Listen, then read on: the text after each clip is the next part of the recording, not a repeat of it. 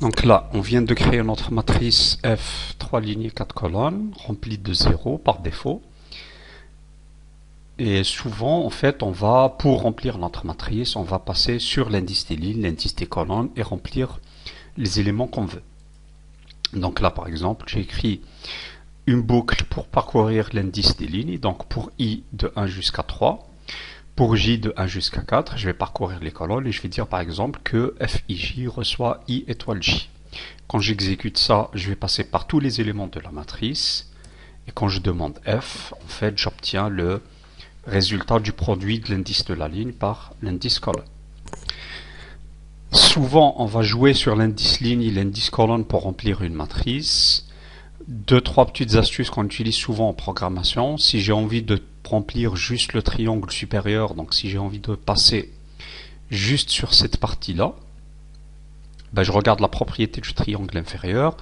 Qu'est-ce qu'il vérifie? Le triangle inférieur, si je décide de le laisser, donc ici par exemple, j'ai l'indice de la colonne qui est 1, l'indice de la ligne qui est 2, et donc l'indice de la ligne est supérieur à l'indice de colonne. Donc on tire ces propriétés-là et on se sert des propriétés de l'indice des boucles pour parcourir un triangle plutôt qu'un autre. Donc je vais recommencer ici, je vais annuler mon travail de départ. Là j'ai effacé ma matrice. Et je vais écrire par exemple pour I de 1 jusqu'à 3, mais je vais écrire pour J de I jusqu'à 4. Alors résultat ici, l'indice de la colonne sera toujours supérieur à l'indice de la ligne. Et qu'est-ce qui se passe en fait? Je vais juste remplir le triangle supérieur et je vais laisser le triangle inférieur. Vous pouvez inverser les deux boucles et faire le contraire si vous voulez remplir le triangle inférieur et laisser vide le triangle supérieur. C'est-à-dire vous pouvez faire ce genre de jeu-là pour parcourir une partie des éléments d'une matrice et pas une autre. Ça, c'est l'astuce la plus simple pour parcourir un triangle. Une fois qu'on a défini, donc on sait comment définir les vecteurs et les matrices, on va passer aux opérations élémentaires. Les opérations élémentaires sont assez simples, donc l'addition c'est tout simplement plus, si vous voulez additionner des vecteurs ou des matrices. Le produit scalaire c'est étoile, donc ça symbolise pas le produit matriciel. Et donc là je vous ai mis des exemples, donc je vais créer trois vecteurs. Donc clairement, vecteur dimension 3, la dimension 4. Je peux additionner U plus V normalement, donc le vecteur 1, 2, 3 et le vecteur 4, 5, 6. Clairement, je ne peux pas additionner le vecteur U et le vecteur W, et le logiciel va vous afficher un message d'erreur. Si j'écris 3 étoiles V, ça donnera le produit scalaire. Je peux faire un produit scalaire symbolique, donc j'ai le droit d'écrire alpha étoile V. Vous pouvez écrire une combinaison linéaire de vecteurs. En fait, tout ça se passe sans problème tant que vous respectez les dimensions, comme on le fait en mathématiques. Vous avez la même chose avec les matrices. Donc là, j'ai la matrice M 3 par 3, la matrice N 3 par 3, la matrice L 4 par 3. Je peux faire M plus M, l'addition se passe normalement, donc addition matricielle. Je peux faire produit scalaire de 3 par M. Donc là, je vais faire 3 fois M. Si je fais M plus L et que les dimensions ne correspondent pas, je vais recevoir un message d'erreur. Donc là, il me dit Error in Airtable Sum, invalid arguments. Mais tout simplement parce que je veux additionner deux matrices qui sont de dimensions différentes. Comme je disais, le produit matriciel, ça n'est pas le symbole étoile. Le symbole étoile est réservé pour le produit scalaire. Et si donc vous liez deux matrices avec le symbole étoile, vous allez recevoir un message d'erreur. Un message d'erreur, pas parce que les dimensions ne coïncident pas, mais parce qu'il n'y a pas de produit scalaire entre deux matrices. Donc le symbole étoile est réservé pour le produit scalaire. Si vous voulez effectuer le produit matriciel, c'est point, dot, donc m dot n, ça fera le produit matriciel de m fois n. Là, j'écris cette identité pour vous dire que si vous faites m carré pour une matrice carrée, ça correspond au fait d'effectuer m.m. Donc l'écriture m carré pour Maple, il la comprend comme on le ferait en mathématiques, c'est le produit de la matrice m par elle-même. Elle, rappelez-vous, c'était pas une matrice carrée, donc elle est là. Et j'ai pas le droit de la multiplier par elle-même, donc si j'écris L carré, je vais recevoir un message d'erreur. Ça marche pas pour V carré qui était un vecteur non plus. Deuxième remarque intéressante, vous pouvez inverser une matrice en utilisant la notation puissance. Donc si je prends la matrice M puissance moins A, ben, le logiciel m'appelle considère ça comme notation, comme l'inverse de la matrice M. Donc là, il va calculer en fait l'inverse si j'écris ça. Donc là, j'ai fait étoile produit scalaire M pour vous montrer que ça donne bien la matrice identité. M puissance moins 2, là également c'est respecté, la notation mathématique est respectée par Maple, c'est la matrice inverse de la matrice M2. Donc là je vous montre les deux opérations pour vous montrer que le résultat fonctionne. Donc là produit matriciel, V.W ça marche pas, il faut vérifier que vous avez la même dimension. Par contre je peux faire produit matriciel M.V, là les dimensions correspondent, donc c'est bon. Donc là, on vient de faire la section sur les opérations élémentaires. Maintenant, cette section est consacrée au changement d'éléments d'une matrice ou d'un vecteur. Il y a des propriétés intéressantes, c'est le jeu d'indices. Donc là, j'ai créé un vecteur V qui contient tout simplement 1, 2, 3, 4, 5. Je peux remplacer une partie de ces éléments-là en donnant juste leur indice. Donc je peux écrire V, j'ouvre deux crochets de 3 jusqu'à 5, et je vais donner un autre vecteur en fait, et dans ce vecteur-là, je vais donner de nouvelles valeurs. Donc j'ai dit V de 3 jusqu'à 5 reçoit racine 3, racine 4, racine 5. Le résultat de cette commande, c'est quoi? C'est qu'on va prendre V3, V4, V5 dans l'ordre, et on va les remplacer par les composantes de ce vecteur-là dans l'ordre. Donc racine 3, racine 4, racine 5. Et regardez, là j'ai demandé l'affichage de V. Que devient V? Il devient 1. Donc troisième composante 2, troisième composante c'est racine 3, racine de 4 et racine de 5. Il faut faire attention à ce que les indices correspondent. Là par exemple j'ai écrit V de 2 jusqu'à 3. Là il y a deux éléments seulement, donc c'est V2 et V3. Et ici j'essaie de le remplacer par 3 éléments, ce qui ne marche pas, donc vous allez recevoir un message d'erreur. Alors il y a des simplifications comme d'habitude dans Maple. Si toutes les composantes à remplacer sont de même valeur, vous pouvez simplifier votre syntaxe et donner une seule valeur. Donc là, si j'ai envie de tout remplacer par 0, je vais faire tout simplement V de 2 jusqu'à 4 reçoit 0. Le logiciel va interpréter ça comme étant la composante V2, V3, V4 sont remplacées par 0. Vous avez l'astuce qui consiste à nommer les éléments de votre vecteur en partant de la droite, ou bien une liste en partant de la droite. Ça vient du jeu des listes. Donc je peux compter à partir de la droite. Le dernier élément sera noté par -1, l'avant-dernier par -2, et ainsi de suite. Donc là, si j'écris V-1, il va me dire 5 pour le vecteur 1, 2, 3, 4, 5. Si je dis V-2, ça correspond à l'avant-dernier élément qui est 4. Je peux jouer comme ça, je peux dire donc je remplace du deuxième élément jusqu'à l'avant-dernier élément, je les remplace tous par 0, donc du deuxième jusqu'à l'avant-dernier. Ça peut être pratique en fait des fois, quand on veut changer tout ce qui se trouve au milieu, pas les bords, donc ça peut être pratique. Je peux faire la même chose pour les matrices. Donc là par exemple, j'ai créé une matrice 1, 2, 3, 4, 5, 6, 7, 8, 9. Je peux extraire une matrice à partir de là. Donc cette matrice là, je vais dire M de -3 jusqu'à -2. Donc ça c'est l'indice des lignes. -3, donc ça c'est -1, -2, -3. Donc ça va être 1, 2, 3. Jusqu'à -2, donc c'est le deuxième élément, 4, 5, 6. Et je vais prendre de la deuxième colonne jusqu'à la dernière colonne. Donc je vais prendre cette colonne là et cette colonne là. Ça donnera donc ce résultat, donc je vais me retrouver avec ce carré de 3, 5, 6, qui est le résultat qui sort ici. Il y a une bibliothèque particulière qu'on va utiliser en algèbre linéaire, c'est la bibliothèque Linear Algebra. Pour la charger, vous écrivez with Linear Algebra, L majuscule, A majuscule, il faut faire très attention. Cette bibliothèque vous donne accès à plusieurs commandes en fait très importantes. Donc première commande simple, c'est la commande déterminant. Donc c'est déterminant, ça donne le déterminant d'une matrice carrée. Donc déterminant de M qui était cette matrice-là, donc 1, 2, 3, 4, 5, 6, 7, 8, 9. Et bien le déterminant c'est 13. Je vous informe d'une chose, il y a une autre bibliothèque plus ancienne d'algèbre linéaire dans Maple, c'est la bibliothèque linalg, donc toujours pour linear algebra, mais ça s'écrit comme ça. Et dans cette bibliothèque-là, la commande du déterminant s'appelle DET, donc det de M. Donc ça, c'est l'ancienne bibliothèque. On utilisera souvent la bibliothèque, enfin on utilisera tout le temps la bibliothèque linéaire algebra, mais vous devez savoir qu'il y a une autre bibliothèque plus ancienne. Le logiciel la maintient pour des raisons de compatibilité entre toutes ces versions, mais la bibliothèque la plus récente, c'est la bibliothèque linéaire algebra. Donc j'aime pas trop vous inonder avec des commandes. Vous pouvez voir la bibliothèque à chaque fois que vous avez besoin d'une commande. Donc là par exemple il y a le rang d'une matrice, vous écrivez rank, il vous donnera le rang d'une matrice. Vous pouvez demander les valeurs propres, donc eigenvalues. Les commandes dans Maple sont assez simples, donc c'est le nom en anglais entre parenthèses, ça commence par majuscule souvent. Eigenvectors pour dire que sont les vecteurs propres. Voilà.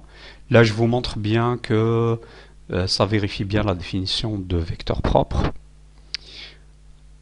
Là, on arrive à une commande qu'on va utiliser souvent dans NoTP, c'est la commande submatrix. La commande submatrix, elle vous permet d'extraire d'une matrice une autre matrice.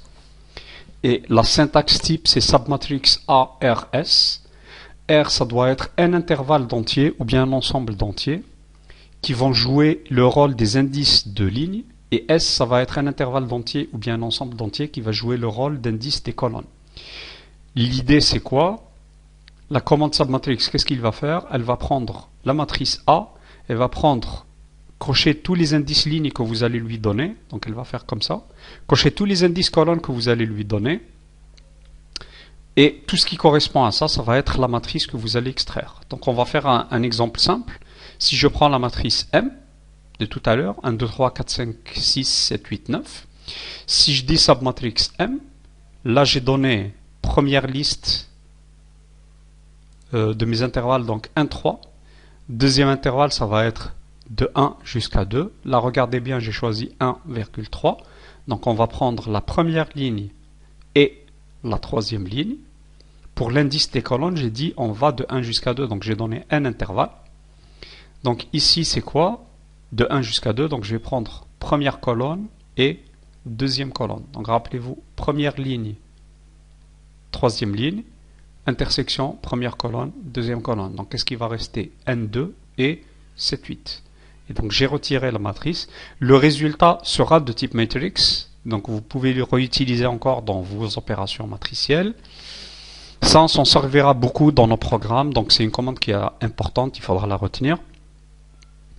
Deuxième commande qu'on utilisera souvent, ça va être la commande column dimension et row dimension. Ça, comme son nom indique, column dimension, c'est le nombre de colonnes de votre matrice. Row dimension, ça va être le nombre de lignes.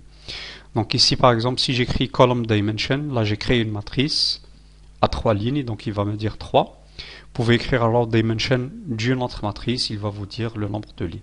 Donc souvent ces deux commandes là, on va les utiliser pour déterminer nombre de lignes, nombre de colonnes.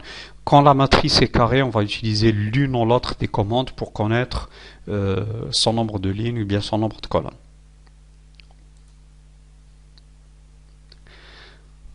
Ok. Souvent le logiciel Maple, donc là je vais faire restart. Le logiciel Maple en fait affichera les matrices jusqu'à par défaut 10 lignes et 10 colonnes. Donc là par exemple je vais créer une matrice que j'appelle M11. Là vous regardez, donc j'ai créé la matrice M6, 6 lignes, 6 colonnes remplies de 5. Donc le logiciel l'affiche. Mais si je dépasse 10, le logiciel, alors je vais taper entrée, voilà.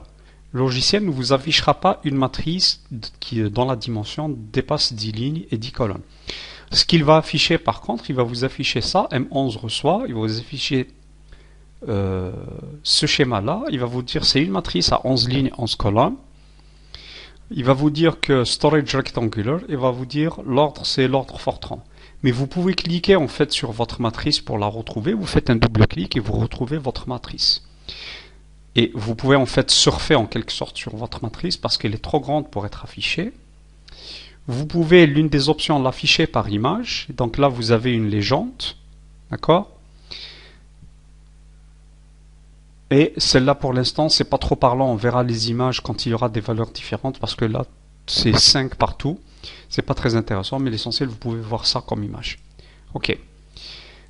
Pour une matrice 11 fois 11, on peut quand même la voir à l'œil nu, peut-être jusqu'à 20, ça dépendra de ce que vous... Pour les très grosses matrices, donc vous allez gérer ça comme ça. Mais sinon, vous pouvez changer la dimension que vous allez afficher. Et pour la changer, vous allez utiliser la commande interface, airtable size, et vous allez changer la taille d'affichage du tableau. Donc là, quand j'écris cette commande interface airtable size, je lui dis par exemple 15, et ben ça va porter la capacité d'affichage à 15, donc il va m'afficher toutes les matrices 15 lignes et 15 colonnes. Quand vous exécutez cet ordre, il affiche 10, en fait 10 c'est l'ancienne valeur, donc la valeur par défaut c'était 10 fois 10, il n'affichait pas au-delà. Donc quand vous la changez, il ne vous affiche pas 15, il vous affiche l'ancienne valeur. Et donc là, si je reviens à ma matrice M11, qui ne s'affichait pas tout à l'heure, si je fais M11, là, il l'affiche. Ok? Très bien. Là, je vais créer une matrice un petit peu plus grande.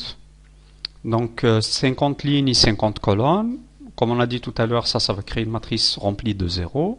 Ensuite, je vais prendre l'indice I qui va de 1 jusqu'à 50, J qui va de 1 jusqu'à 50, et je vais lui dire si I est plus grand que J, et ben MIJ reçoit 1, sinon 0. Ça va créer une matrice triangulaire. C'est pas la meilleure façon de la créer, mais on va laisser comme ça. Alors, là clairement,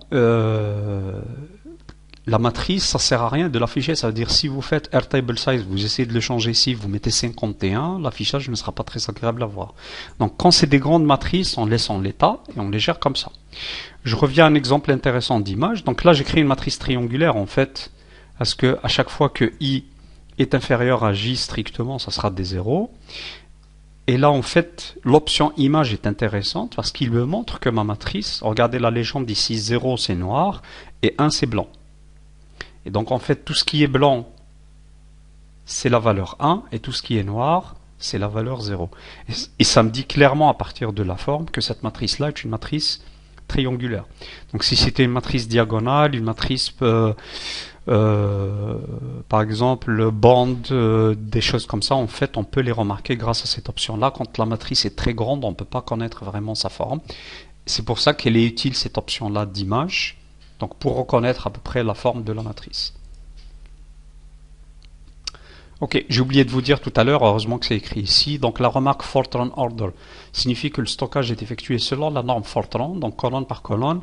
Pour ceux d'entre vous qui ne connaissent pas Fortran, c'est un ancien langage de programmation mathématique.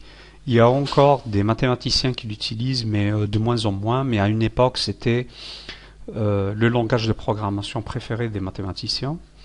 C-order, parce que des fois Maple vous affichera C-order. C-order, c'est la norme du langage C, donc on stocke ligne par ligne. Donc vous allez lire ligne par ligne, c'est C-order, et vous allez stocker, quand on dit order, Fortran order, c'est colonne par colonne.